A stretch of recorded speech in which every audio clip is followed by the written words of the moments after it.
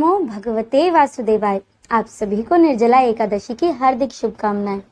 पद्म पुराण में वर्णित निर्जला एकादशी व्रत कथा के अनुसार एक बार महाराज युधिष्ठिर ने भगवान श्री कृष्ण से कहा कि हे भगवान, आप मुझे ज्येष्ठ मास के शुक्ल पक्ष में जो एकादशी आती है उसका वर्णन कीजिए। इस पर भगवान श्री कृष्ण बोले कि राजन, इसका वर्णन परम धर्मात्मा सत्यवती नंदन वेद व्यास जी करेंगे, क्योंकि यह संपूर्ण शास्त्रों के विद्वान हैं। तब वेद व्यास जी कहने लगे कि दोनों ही पक्षों की एकादशी को भोजन नहीं करना चाहिए। द्वादशी को स्नान आदि से निवृत्त हो सबसे पहले भगवान विष्णु की पूरी श्रद्धा भाव से पूजा करने के बाद ब्राह्मणों को भोजन कराएं और अपने सामर्थ्य अनुसार उन्हें दान दक्षिणा दें। इसके बाद स्वयं भी भोजन करें।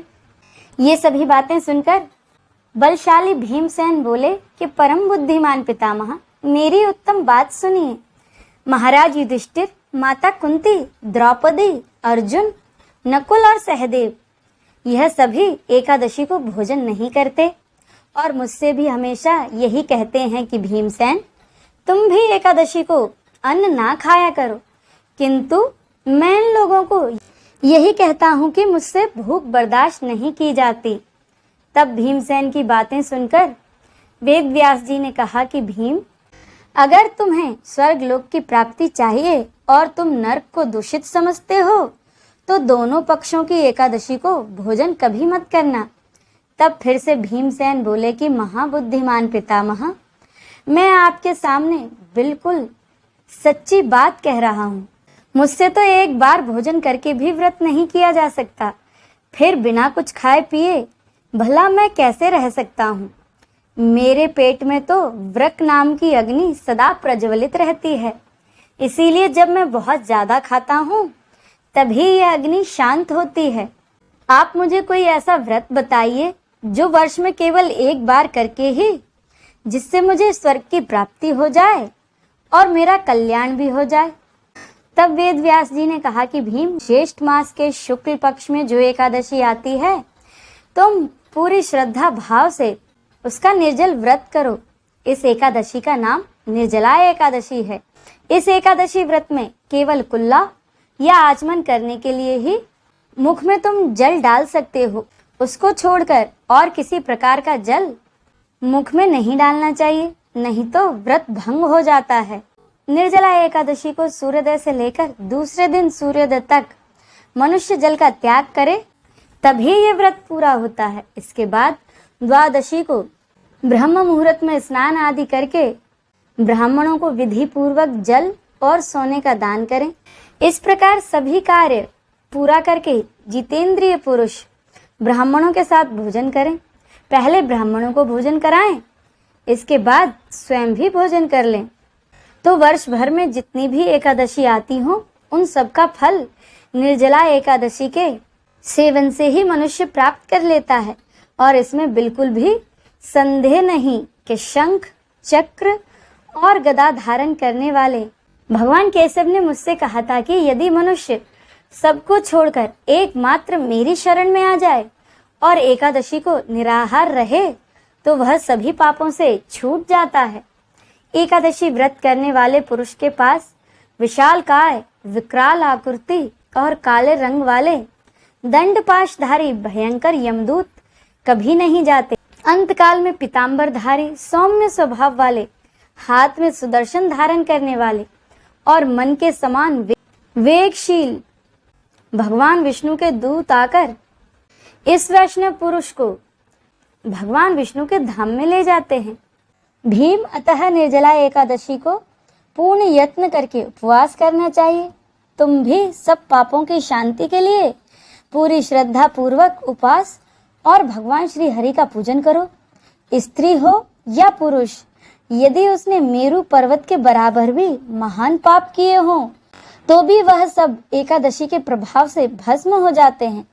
जो मनुष्य निर्जला एकादशी के नियम का पालन करता है वह पुण्य का भागी होता है। उसे एक एक पहर में कोटि कोटि स्वर्ण मुद्रा दान करने का फल प्राप्त होता है। जो मनुष्य निर्जला एकादशी के दिन स्नान, दान, जप, होम आदि जो कुछ भी करता है वह सब अक्षय होता है। यह भगवान श्री कृष्ण का कथन है कि निर्जला एकादशी को विधि पूर्वक उत्तम रीति से उपवास करके मनुष्य वैष्णव पद को प्राप्त करता है। कहते हैं जो मनुष्य एकादशी के दिन अन्न खाता है वह पाप का भोजन करता है, इस लोक में वह चांडाल के समान है और अंत में वह दुर्गति को प्राप्त होता है। और जो ज्येष्ठ के शुक्ल पक्ष में एकादशी को उपवास करके दान कर देंगे वे परम पद को प्राप्त होंगे। जिन्होंने एकादशी को उपवास किया है वे ब्रह्म हत्यारे, शराबी, चोर या फिर गुरुद्रोही होने पर भी सभी पापों से मुक्त हो जाते हैं। हे कुंती नंदन, निर्जला एकादशी के दिन स्त्री पुरुषों के लिए जो विशेष दान और कर्तव्य बताए गए हैं उन्हें भी सुनो। उस दिन जल में शयन करने वाले भगवान विष्णु का पूजन और जल में धेनु का दान करना चाहिए अथवा प्रत्यक्ष धेनु या घृतमय धेनु का दान उचित है। और अपने सामर्थ्य अनुसार दक्षिणा और भांति भांति के मिष्टान द्वारा यत्न पूर्वक ब्राह्मणों को संतुष्ट करना चाहिए। ऐसा करने से ब्राह्मण अवश्य संतुष्ट होते हैं और उनके संतुष्ट होने पर भगवान श्री हरि मोक्ष प्रदान करते हैं। जिन्होंने श्री हरि विष्णु की पूजा और रात्रि में जागरण करते हुए इस निर्जला एकादशी का व्रत किया है उन्होंने अपने साथ ही अपनी बीती हुई 100 पीढ़ियों को और आने वाली 100 पीढ़ियों को भगवान वासुदेव के परम धाम में पहुंचा दिया है। निर्जला एकादशी के दिन अपने सामर्थ्य अनुसार अन्न, जल, वस्त्र और जो मनुष्य सुपात्र ब्राह्मण को जूता दान करता है वह सोने के विमान पर बैठकर स्वर्ग लोक में प्रतिष्ठित होता है। जो इस एकादशी की महिमा को भक्ति पूर्वक सुनता तथा जो भी भक्ति पूर्वक उसका वर्णन करता है वे दोनों स्वर्ग लोक में जाते हैं। चतुर्दशी युक्त अमावस्या को सूर्य ग्रहण के समय श्राद्ध करके मनुष्य जिस फल को प्राप्त करता है वही इसके श्रवण से भी प्राप्त होता है। पहले दंत धावन करके यह नियम लेना चाहिए कि मैं भगवान केशव की प्रसन्नता के लिए निर्जला एकादशी को निराहार रहकर आचमन के सिवा दूसरे जल का भी त्याग करूंगा। द्वादशी को देव देवेश्वर भगवान श्री हरि विष्णु की पूजा करनी चाहिए।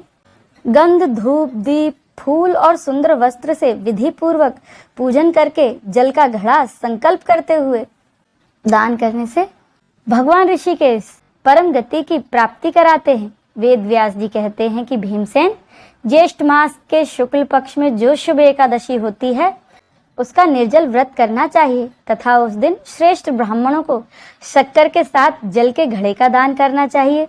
ऐसा करने से मनुष्य भगवान विष्णु के समीप पहुंचकर आनंद का अनुभव करता है। इसके बाद द्वादशी को ब्राह्मणों को भोजन कराने के बाद स्वयं भोजन करें। जो इस प्रकार पूर्ण रूप से पाप नाशनी निर्जला एकादशी का व्रत करता है वो सब पापों से मुक्त होकर आनंदमय पद को प्राप्त होता है।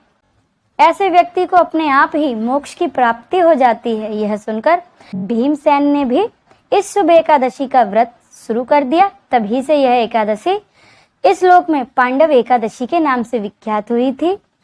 तो ये तो थी निर्जला एकादशी की व्रत कथा। आपको ये कथा कैसी लगी है कमेंट करके जरूर बताइएगा। जय श्री कृष्ण।